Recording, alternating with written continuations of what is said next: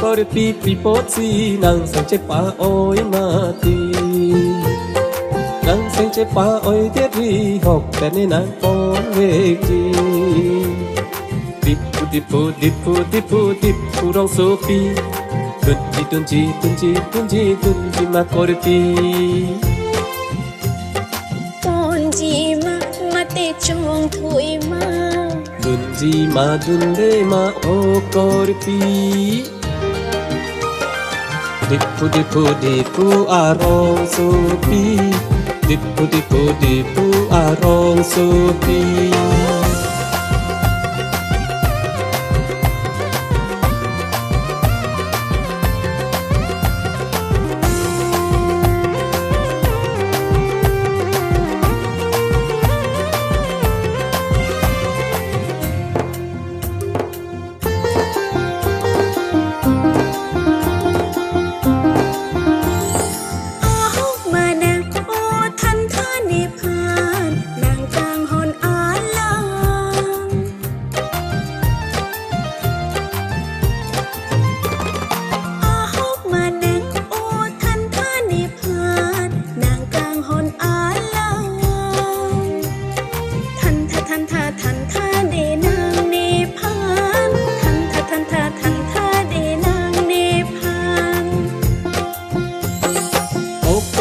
pi bốt gì nàng sẽ chế pa ôi mati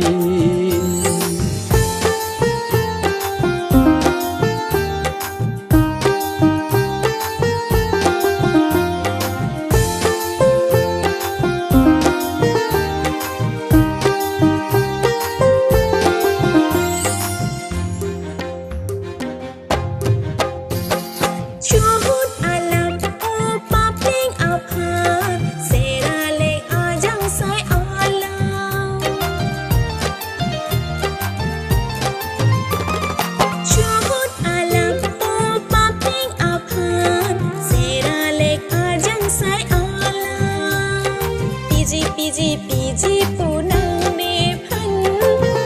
pinon de nang ne phan ốc có được pi bốt gì nàng sẽ chế pa ôi mati nàng sẽ chế pa ôi tiết ri học tên nên nàng con về chi tipu rong sopi tuần chi mà có được pi gì mà tê trong thôi mà dun de ma o có được pi